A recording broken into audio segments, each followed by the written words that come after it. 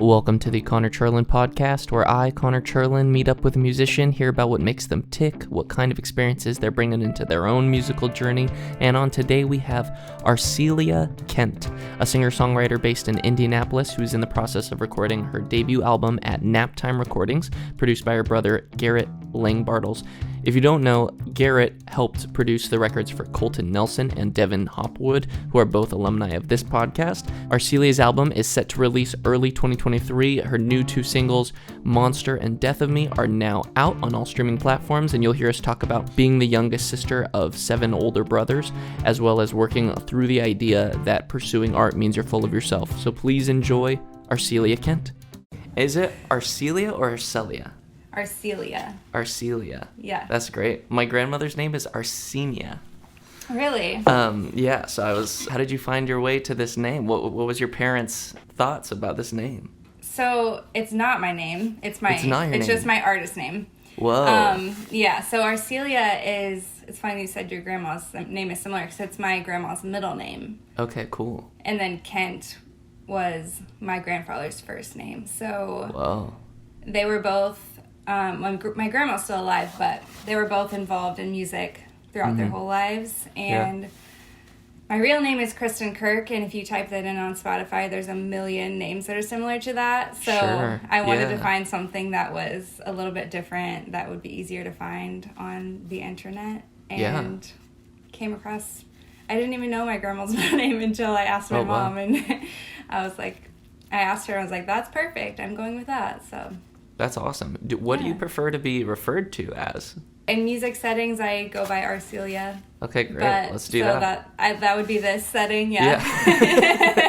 The setting that we're currently in. Yeah. I prefer Arselia. Yeah. That's great. Okay, great. Arselia Kent. Pleasure to meet you. You recently quit, not recently, but you, in order to pursue music more fully, have quit teaching driver's ed. Yes. And tell me all about teaching driver's ed. Oh my gosh. What a whirlwind. I only did that for probably 5-6 months. Oh, wow. I started into it because I moved away. I'm from Indianapolis. I moved away for college, got married, stayed in a small town about 2 hours from Indy, and then we moved back last summer. Yeah, like a year and a half ago. Mm-hmm. And I needed something to do in the meantime. I'm also a photographer, so that's kind of my full thing, but I was moving to a new place and making it full-time, so I needed like a supplementation to go along with that. My mom teaches driver's ed, so I was like, that seems like an easy enough job to get into. Yeah. And so I did that. It was more boring than you would think. Sitting in cars with teenagers all day that don't know how to have conversations. Yeah. It was kind of rare that I would get one that would actually like be good at talking to you. Yeah, but also they're so nervous probably thinking about crashing.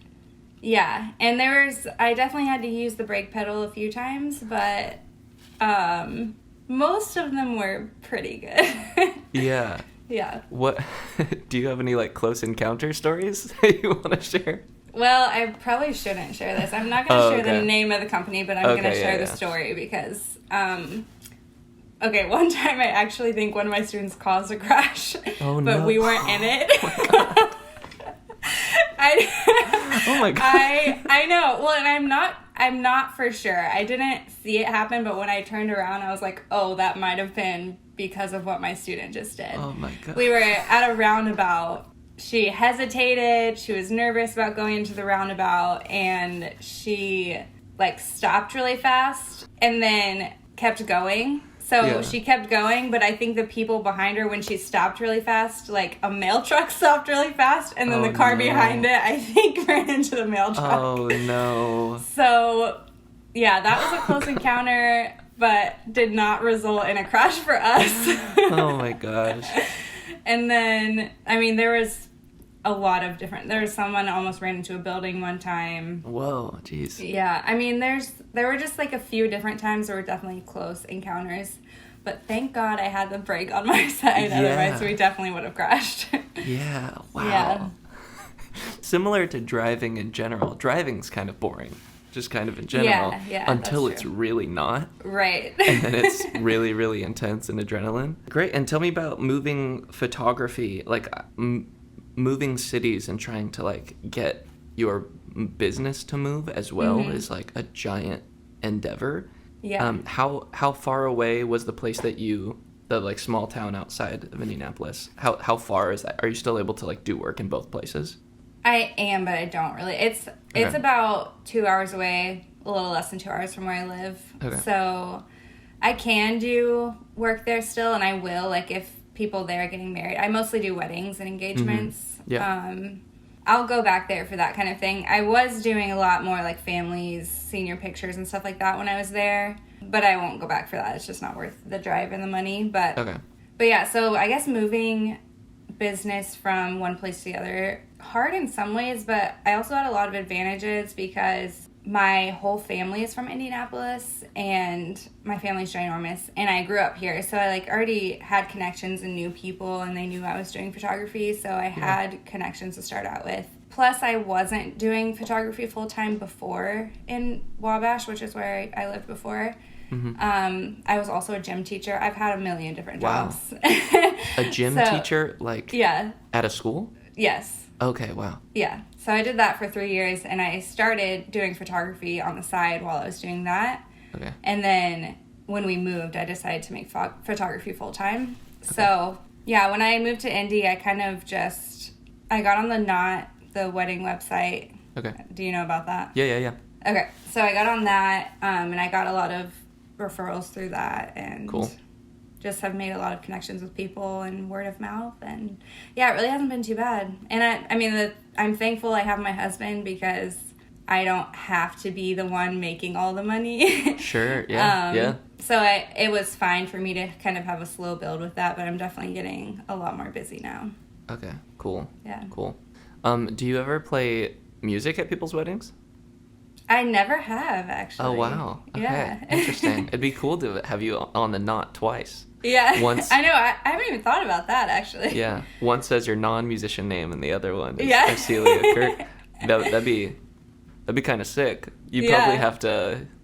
There's probably some legal problems with getting paid under an alias, but that'd be tight. I also recently did a move, and is like to more pursue my music career here in Los Angeles. Like, was there something specific that prompted the move back into Indianapolis? It was kind of a lot of things. My husband was a youth pastor at a church, and that job ended, and so we were kind of in an in-between, and that town really just doesn't have a lot of job opportunity, and he didn't want to be in ministry anymore. So if you wanted to stay in that town, it was like you work in a factory or you work at McDonald's, or like there just wasn't really for his skill set, I guess there wasn't a lot of options, and the town was just getting a little too small for us. So we just decided to leave and move back to where I'm from. We had thought about moving to other places too, but ultimately I have 19 nieces and nephews that are in the Indy area, so we just decided to move there and be close to family, and That's great. That's very happy. I only have one nephew, and the joy of one is immense. I can't imagine having that many. That's like a small battalion. It really is. You've mentioned in the EPK that you sent me, you mentioned that you were writing your whole life, but the only time you were performing was in church. Are you still like serving in that kind of a capacity as well? No, I haven't been for a while. Trying to think when I even stopped. At the church my husband was youth pastoring in, I did it a few times, but then it just became too much because we were doing so much with the youth group. Right. And I haven't since then. So it's probably been 2-3 years since then. And we don't really go to church now, so we go like every once in a while, but not consistently. So no, I'm not doing that anymore. You guys are really good with teenagers. It seems there's like a real theme of like, he's working with teenagers, I'm working with teenagers in multiple different businesses. Yep. I really love teenagers. I think they're hilarious. When I was a gym teacher, I was in a middle school. Middle schoolers have zero filter and are like the weirdest breed of humans you'll ever meet, which I love. I think they're so fun. Yeah. So I definitely enjoyed that. And now my oldest nephews and nieces are becoming teenagers, which is really fun too. So yeah. That's crazy. Yeah, what is the age gap between, because you're youngest of 8, so what's like the oldest that we're looking at? My oldest brother is either 40 or is about to turn 40. Okay, gotcha. So he's 13, 14 years older than me. Wow. And then my oldest nephew, I was 12 when he was born. So I'm closer in age to my nephew, actually, than my oldest brother. Whoa. Yeah. That's a trip. Yeah, it's crazy. Okay, interesting. I play a lot of pickleball. And, I love pickleball. There's, as do I. And the courts that I play at, it is in the corner of 2 different high schools that get out at the same time. Oh my gosh. And so when we play, all of a sudden the place will be surrounded by hundreds of high schoolers. And the things that I hear and the things that I see are actually terrifying, where I'm like, I feel kind of afraid. None of these kids seem afraid, but I'm like genuine. If any other adult treated any other adult like this, we would all tighten up a little bit. Yep. The things they're shouting, the number of racial slurs, it's insane. And I'm like, so do you have any arguments for the wonders of high schoolers that you want to share? They have a lot of flaws, as everyone does, but I definitely had many conversations about racial slurs and why that's not good. Right. I've had many of those conversations. They're very moldable in a lot of ways, so you can have those conversations. Cool. I think I honestly just love their honesty. Like, they're not afraid to say what they're thinking for the most part, and people aren't like, you definitely have to have tough skin when you're hanging out with teenagers, but they're fun. Like, they're honest, and you can, like, pick on them, and they're not going to be mad about it. They, like, just do it back to you, and I don't know. I don't have a lot to say, but I do love them.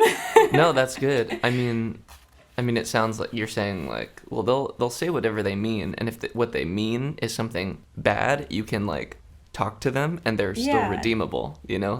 They're not set in any particular way. Right. So if they say something awful, you can open them up to actually change, versus, like, an adult saying something like that. It's like, probably stay clear of that guy. Yeah, you should be actually scared of them if you hear something like that. Yeah, interesting. Yeah. I like that. Okay. Yeah. I recently feel like the process of getting older is just learning how to guard yourself more and more and more, which I think is a very cynical way of growing up, rather than becoming more and more transparent, like teenagers. That's very interesting. That's a good trait. Moving to your album. How many songs? How are you feeling? I am feeling good. We are kind of down to the wire with it, with recording. We're pretty much down to doing final vocals on everything, cool. And then background vocals, and we will be pretty much done with it. There are 10 songs and a poem, which is weird, but it's kind of a poem that I then take some of the lyrics from the poem, or words from the poem, and turn it into a song. In a later song, or in, like, the poem turns into a song? The poem turns into a song. Oh, sick. Yeah. It's kind of like a poem and then an outro to the poem in a way. Oh, cool. Yeah. I like that. We have 3 of the songs pretty much completely done. Well, 2 of them are already out. That'll be on the album. And then my 3rd single, which I'm going to put out probably at the end of this month, is done, except Garrett needs to mix and master it, my producer. Yeah, the other ones, I think we have, like, we did final vocals yesterday on a couple. I think we have, like, 6 more to do final vocals on. That's still a bit. Yeah. How long has the process been going? Like, tell me a little bit about the, like, road so far, because it seems like that there's still a little bit to go. Yeah, we started in June with my first single, and Garrett had a lot. Do you know Garrett? I feel like I guess you could say kind of. Like, I've never seen his face other than through your YouTube videos. Okay. So, but we've emailed a few times, and lots of people that I've talked to have spoken very kindly about Garrett. Yeah. He's one of the best humans on the planet, so that makes sense. The emails that he sends are incredibly caring, and it's hard to say no to someone who cares about people that much. Yes. And so I've had multiple conversations with strangers just because Garrett asked in a particular way. Yeah. And it's great because I get to meet wonderful people. Yeah. But it's because I know that there's someone caring like him on the other end that I'm like willing to like go through a bit of uncertainty. So it's funny how much I've trusted him for literally never meeting him. Well, you're right to trust him because he's trustworthy. He's my brother too. What number brother is he? He's number 6. Okay. So he's 5 years older than me. Okay. So we started in June, but he had a lot of clients and he was working another full-time job. He was working in construction before. He was a estimator, project manager. He did a lot of things. So he was doing a lot of like nights and weekends with a lot of other artists that he was working with, and a lot of those projects were wrapped up. So this month we've really been hitting it hard on my album. Cool. I've been there multiple days a week, and when I'm not there, he's usually working on it. Yeah, it's kind of crazy how much the songs have transformed in the last few weeks. Like, the first 2 took so long that when we got to January, I was like, how are we going to finish 8 more songs in 1 month, pretty much? Yeah. And they really all have, like, come together so much. Cool. It's crazy to see that. So, yeah, and it's nice because my schedule is very flexible working for myself, and he is no longer working construction. He hasn't been since the beginning of the month, so he's doing music full-time now, and so we've been able to spend a lot of concentrated time on it.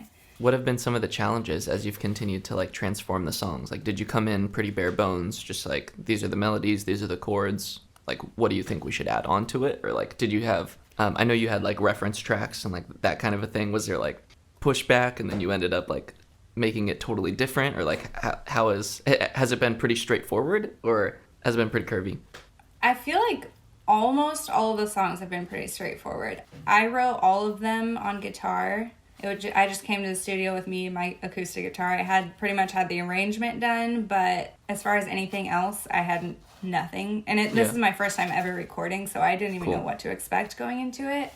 So yeah, I kind of just brought him in and he just started adding stuff onto it. And most of the time when I'm in the studio, I'm just sitting there while he's doing stuff and I'm giving the okay, or I'm saying, can we do this a little different? Or I like what you're doing, but can we do this note instead of that note? Just kind of like adding stuff on. He does guitar and bass and synth and all this stuff. So we'll build like a demo, and then my brother Clay, who is the one in between me and Garrett, is a drummer. So then we'll bring him in and he drums on it. I found a drummer for my band in the midst of this process. So his name's Cole. He drummed on 2 of them, but the rest of them are my brother Clay.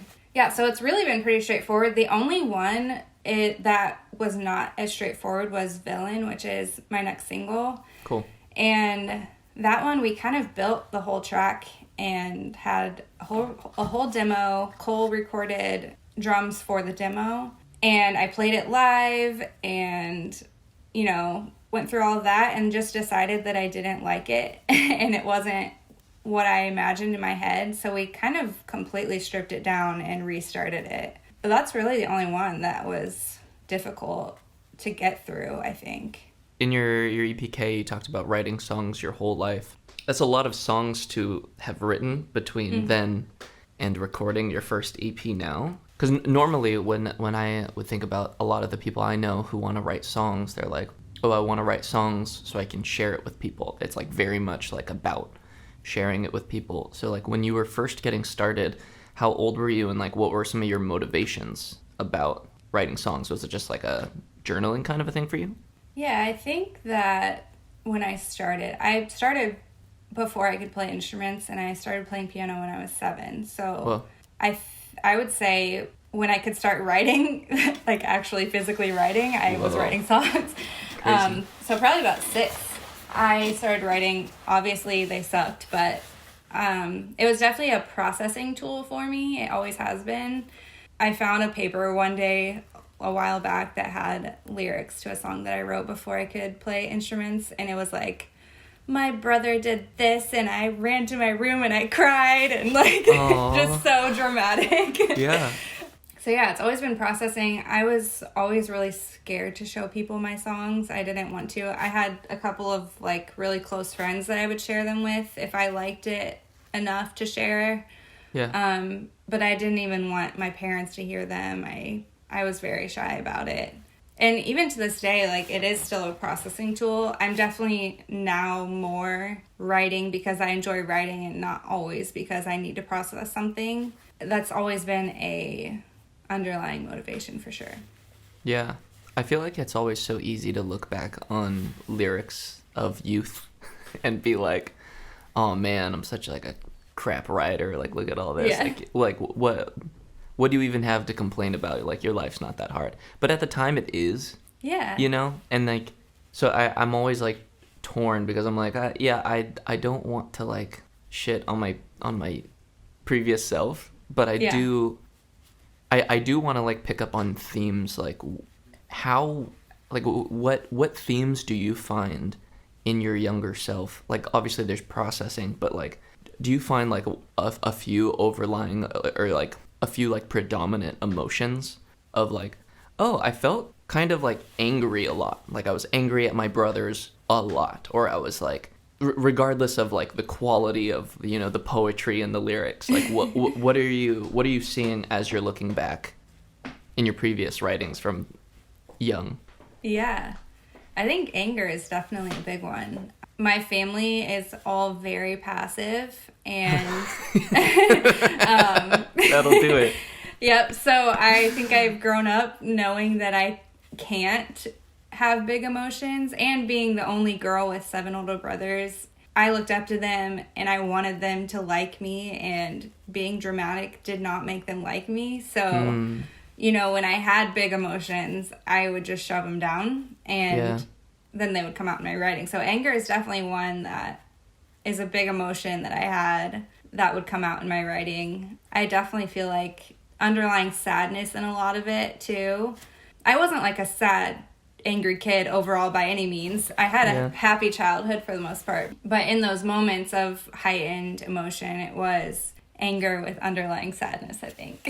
Yeah, absolutely. Yeah. Did you ever, there's this dude called Gabor Mate, and he wrote this book called The Curse of the Gifted Child. I've heard of it, but I haven't read it. It's pretty good. It's basically about how there's like it's like a survival, and I'm gonna butcher whatever, you know, the moral of, whatever the moral of this book is. This is like my vague rememberings of years ago when I read it. But like, what I got out of the book was like, it's a survival technique of children to think that they had a good childhood, and that it is actually your brain's job to be like, no, I had a good childhood. I had a happy childhood. I was a happy child. Yeah. But then, like, we look back and we see certain things like, wow, I was riddled in anger and sadness. And, like, why was it that our generation was the one that was, like, listening to Linkin Park on full blast? It's like, that's a lot of anger. And it's very interesting that there's, like, a whole group of people our age who, like, really resounded with that. And it wasn't rock. It was, like, angry rock. Yeah. It was repressed. Is what it, like, that's the main emotion of, like, needing to fit into a certain mold that you don't fit into. Mm-hmm. I think it's really interesting to look back on the types of things that I wrote during that time, and also the kind of music that I gravitated toward during that time, and being like, it's hard to justify because of, you know, you can have a loving family and still feel all these things. Yeah, definitely.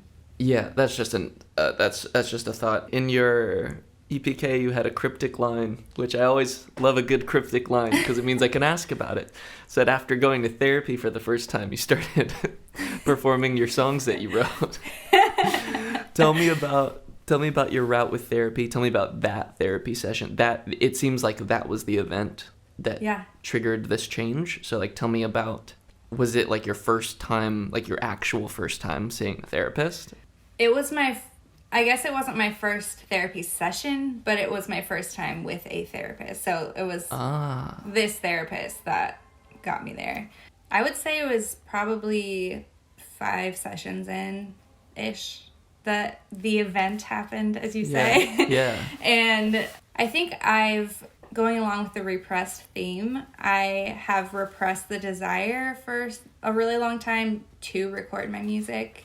I think I was insecure about it. I think one of the things growing up as a youngest child with very talented older brothers is I always felt insecure about my level of skill compared to their level of skill in music. I always loved their songwriting, their guitar playing, all this stuff, and I didn't measure up in my mind. So I was kind of like, well, I shouldn't record then because I'm not good enough. And there's a social norm. I don't know how it is on the West Coast, but in the Midwest, it's very like if you're putting yourself out there, then you're full of yourself, and being full of yourself is a bad thing. Mm-hmm.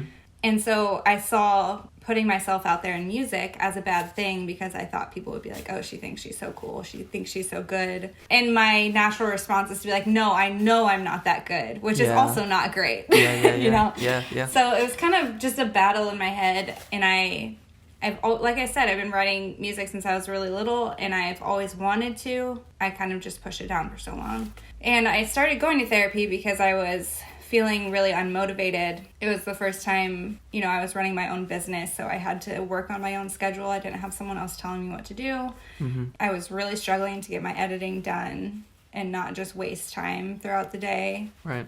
I was feeling anxious more than normal. Through these therapy sessions, the first session, my therapist basically pointed out everything that was going on and was just saying all of these words that really validated my feelings and helped me to understand what was happening, and which blew my mind that she could do that after spending 50 minutes with me. But then over time, throughout, she knew that I enjoyed playing music, but then like a few sessions later, she was kind of like, it seems like you don't actually like photography. Like, you don't want to be doing that. Yeah. Which was weird for her to say because I do enjoy photography. It's my favorite job I've had so far. I enjoy working from home and working for myself. So it didn't make sense that she was saying that. Well, she was like, well, maybe there's just something that you would rather be doing. She's like, what about music? And we just had this long conversation about it. And I was thinking about logistics and just all these different things that were barriers for me.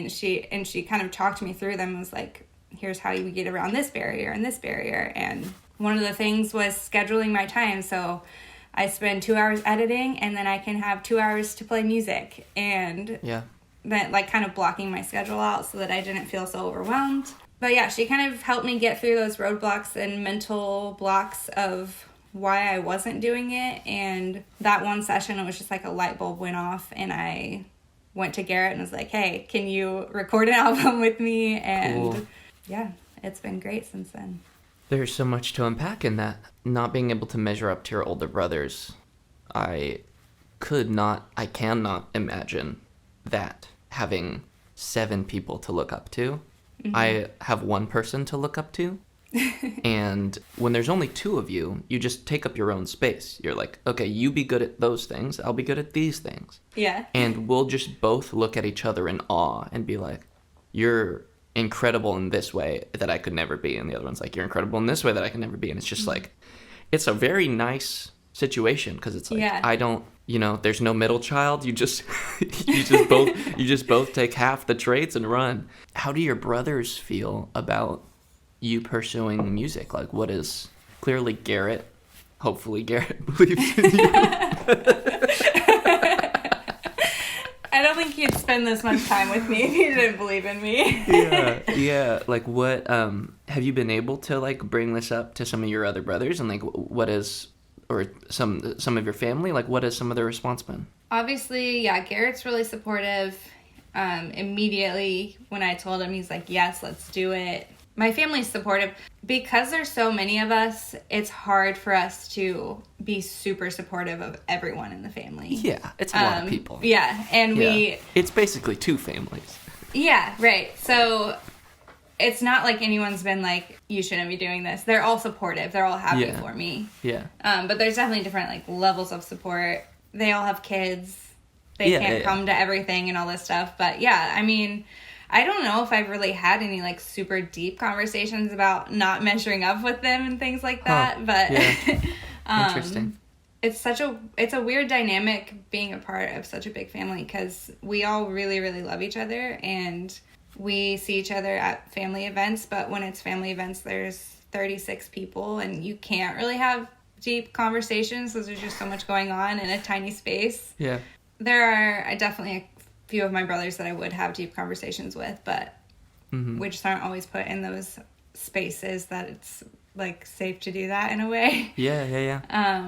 But I know they're all supportive of me and excited for me, and I have had another brother that just came and hung out in the studio one day and played some guitar on one of the tracks, and yeah, I don't know. That's really Does that special. answer your question? Yeah, that's cool. Okay. I mean, it's cool to be able to have 3 brothers actually on the record. Yeah. Like, that's like half the family's on the record. Yeah. And I could have all of them if I wanted to, if they had time to. So. Yeah. Yeah, but no, I totally understand. There's my wife is a part of a very big family, and similarly, you got people who are in their 40s with like 5 kids. So it's just like, what do you I can't expect anything. From you necessarily. You're very busy. Yeah. you got a lot going on. Okay, interesting. Another theme was you mentioned pursuing music would mean that you were full of yourself. You asked like if it's different on the West Coast, and it is, but like in the bad way. Okay. Where it's like I think there's such a value here on the West Coast for pursuing your own personal happiness. Sometimes that comes at the cost of the communal responsibility of like what I think it's a really important thing to think about, like what responsibility do we have to each other as people? And when you go super hard into like what's my responsibility to the community, you end up with a little bit of repression. Yeah. And life aimlessness. And when you lean really hard into like, well, what is it that I want to do? Me, what does me want? Then you also end up with like hopelessness and aimlessness, because I've felt the most balanced, I'll say, when I'm living my life both for myself and for the community. And when you pick just one, it gets really hollow. And there is time for both. And it feels like, and as you pursue both, you end up pushing both forward, I've noticed. Like when I'm pursuing community, some of these people I might end up working with, but it just makes me happier. So I'm better when I'm working. Yeah. And like when I'm working really, really, really hard, then I have something to say when I'm in community. Yeah. There's like something to actually catch up about. Right. Because I'm working really hard and I want to share like some of the insights that I'm building. So yeah, I would agree that that's a very tricky thing to navigate, especially I would imagine, especially as a woman.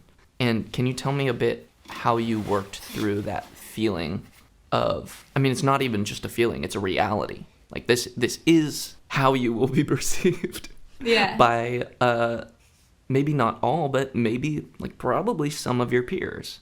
Yeah. And how did you work through the reality that like I'm gonna have to push through some people thinking I'm full of myself, and I'm gonna have to have that kind of self-confidence to be like, you're allowed to think things that are wrong about me. You're allowed to speak ill of me. Like that's a terrifying thing to say. Yeah. Yeah, and I grew up as a people pleaser, so yeah, it's very terrible to go through in a way. I think I worked through it just doing it scared. I don't think honestly, my whole life I've been like that. Yeah. My mother-in-law always says that I'm really brave, or that I'm not scared of anything is what she says. And I just don't agree with that. I am scared of everything, but I just do things anyways. I think that's definitely one of the good things that came from being the youngest child and wanting to be like my brothers is I would just do whatever they were doing, even if I was scared of doing it, because I wanted to be like them. I'm going a really roundabout way to answer your question. But go for it. Take your time. There were people by the end of high school. I always saw myself as a very passive, nice person. But when it got to the end of high school, some people told me that they were always intimidated by me, which just didn't make sense to me because I didn't feel adequate a lot. And I mean, I was good at school, but it's like socially, I didn't necessarily feel adequate. I was went to high school in like a very rich town, and my family, we weren't like super poor, but we definitely didn't have the means to live like a lot of people there were living. So there was kind of a socioeconomic gap between me and my peers, and my parents were very strict growing up. I was super Christian, so there was a social gap there a little bit in the high school realm. Mm-hmm. So I mean, I never felt like intimidating, but I think it was because I just did things and pretended almost, and I have RBF, so that doesn't help, but and then okay, we're moving on. I need to move away from high school. I'm like, how do I make this a little bit shorter? And then I went to the prom. Yeah, I know, right? I could tell you every story about when I did things that I was scared of doing. But I think that eventually it just came down to I needed to start doing it. I knew that that's what I needed to do to make myself happy. I don't know that I've worked through it, really. Like, I still struggle with it sometimes. And even, like, living in the very small town that we were living in, and I was a teacher, youth pastor, like, we were people in the community that everybody knew, and everyone was always judging what we were doing. And I think moving away from that town was a big step towards that, because I then lived in a place where I could go to Walmart and not see someone I knew. And feeling a little bit more anonymous makes you a little bit more bold, I think. So there was that element. When I decided I needed to pursue music, I just did it. I just, like, started posting. It's interesting because I did lose tons of followers at first. And I think a lot of them were people from my past that didn't like seeing me in a different way. I mean, there was, like, I took it too far for a while and, like, tried to see who was not following me anymore. And it was, like, people who I considered to be close friends. And so it was kind of interesting, like, for a while I was kind of like, what is happening? I'm not posting mean things. And part of it too, I think, was 2020 happened. There was a lot of justice movements, and I was posting about those things. I think a lot of people didn't want to see that. So there was a lot of that happening. But that was before I really started pursuing music too, though. So I don't know. It was weird. And I think having those experiences right at the beginning where people were like, what is she doing? I don't want to see this anymore. It's like, okay, I just have to decide now, if you don't want to be a part of my life, then that's fine. And I need to move on from it. And I'm meeting lots of new people who really love me and want to be a part of my life. So I'm just going to stick with those people, and I'm going to keep doing me, you know? What do you make of people, or like, how do you understand people unfollowing you? Apart from maybe they don't want to see that kind of a thing, do you have a sense of, like, why someone would unfollow you for posting about your own music? Were you posting about your own music stuff? Okay. So, like, why? Have you been able to, like, think about, like, why, like, an old friend would do that? I haven't come up with anything good. I think I've definitely thought about it. I mean, a couple of them, like, it hurt, you know, like, people that I considered to be friends. I guess there is one thing that I could say, potentially. I did change my name on there. So maybe people were just confused by that. They're like, who's Arselia? But if you went to my page, it's all, like, my face is still all over it. I'm still posting. Like, I have videos explaining that when I changed my name. And I think, again, I feel like it goes back to people are just like, oh, she now just thinks she's great. So I'm not interested in that anymore. I don't know. That's interesting. I really don't know. It's such a big identity shift to, like, see someone, like, imagine someone that you know, who you care about, who you're friends with, who you're very familiar with, and then they change their name, and then they start acting differently, and then they're, like, on the internet. In your experience, like, you're having all of this bubble up under the surface, and the whole time you're, like, this Arselia Kent character hidden by this mask of, like, how you're projecting outward. And meanwhile, everyone else is, like, really relating to the mask. And that's like why you built it in the first place. And so Yeah. as soon as you set it down, people are like, who the heck? Was everything a lie? And it's kind of like, yeah, kind of. Because Totally. part of why I acted that way is because I'm a people pleaser, and like I'm saying this as myself. Like I'm I'm not even putting this all on you. I'm like very much relating to this and being like, yeah, there's a lot of that where you have to acknowledge that, like, yeah, a lot of that is just my desire to make other people happy. And it's not necessarily me. I didn't know who I was. I didn't give myself that luxury for a long time. Yeah. Jeez, what a wonderful time of transition and change you have entered. My gosh. Yeah, this last year has been a huge change. My hair also used to be long and brown, so like having a short, like that was another thing where it was like, I'm ready for a change. I'm just trying to do things that I've wanted to do that I haven't because of what other people think. And I still struggle with that, like, especially coming from such a like conservative Christian background. Mm-hmm. I feel nervous to even post a picture of me like with this much of my, like an inch of my stomach showing or something, because it's like I don't feel uncomfortable wearing it, but I am scared that I'm going to be judged by it. Yeah. I mean, it's just, I'm always having a little bit of that battle, but then in the end it's like, well, I always just think about like, is my heart in the right place? Am I being kind to people? Am I, like, the things that actually matter, I'm trying to make sure that those things are still in place, and trying not to worry so much about all of those like legalistic things that people can get upset about. Absolutely. So just a little bit of context on me. I was kind of raised Christian, but I became uber Christian in college. I also like was leading the college youth band through my senior year. But because I wasn't born with it, I carry almost none of the baggage of like lifelong stuff. So the majority of stuff that you're going through, my wife is going through the exact same thing. Okay. And it is tough. It is very tough. And I think like part of the struggle is like you have such a firm, tight belief structure that has no holes, and the holes that it has oodles and oodles of defenses that you can read books on to cover up those holes. And then when that doesn't hold up for you anymore, you kind of move over here and you're like, now all I see is holes. So I don't really know. Yeah, you kind of need something not to replace, but to like upgrade or supplement or change. And like as I've continued to change as an adult, like the main thought that I keep coming back to as like my North Star is like this idea of like, who are you living for? This is something that Paul talks about, I think, in Galatians, where he was like, if I was living for the approval of man, I'd be like this, but I don't.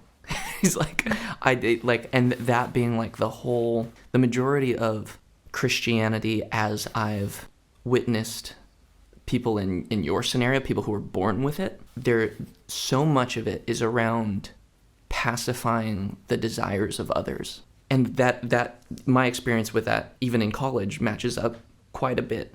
Not as much, but like a fraction, so I can like see it. Yeah, totally. But like, I feel like so much of like the freedom of becoming an artist, which you can argue is selfish or selfless, it's for sure not meeting the expectations of people. That's if we can say what it is it's for sure not meeting the expectations of others, because it's something that you're doing, that's something that was born in you, since you were a kid, your whole family, like it makes sense that that's a huge part of you. It's probably your destiny or a piece of your destiny to be pursuing it, and so the fact that others would do on it is so sad, so it's like that's one of the things that I just keep coming back to, being like, oh man, you just have to like continue to, as you grow up, continue to let go of the approval of others and being like, who am I serving here? Like, I am absolutely like not going to live my life for the approval of others. And then it comes down to whatever it is you're actually interested in. That's just, I guess, a speech. I don't know. No, I feel like I'm in a therapy session right now. This is great. Yeah, I don't know. It's something that I think about a lot. This is the predominant story of the people that I talk to. is your story. The role of, like, religion used to be this thing that would fund art. Like, it was, like, the relationship between the church and artists historically has been good. Yeah. And, like, you don't think about some of, like, the great composers as Christian artists. But, like, they're funded by churches, and granted, like, Beethoven and Bach, like, rule what pop is made of currently. Like, it's confusing. I don't get it. Times have, the church has changed so much since it started. Yeah. And, there's been different eras of the church, obviously, since Jesus, but... Yeah. Yeah, it's all... it's all very just mainstream now and very focused on obviously not every church is the same, but it's all very focused. It's very different. I guess maybe I should say that the typical American church is very focused just on their little Sunday morning service, and has nothing to do with anything else outside the church. So yeah, it's definitely doesn't have the same focuses, I don't think, that it originally was intended to have. Sure, yeah. I can get behind that. I have a couple extra questions that I want to ask you before we wrap up. Do you have any best gig or worst gig stories that you want to share? Best gig or worst gig stories? Okay, best gig was the one I did this month in January. It's now February. It was at the Lo-Fi Lounge, which is a venue in Indianapolis. Joshua Powell, who is a local artist, asked me to open for him and Motel Breakfast, which is a band from Chicago. It was, the room was super full. Everybody was so nice. It was kind of like out of the blue, like I wasn't expecting it to happen, and this was my first full band show too. So cool. You're asking best and worst, but I've really only played a handful of shows. Yeah. I'm also in my sister-in-law's band, so I've played shows like with her, but as myself, I've only played a handful.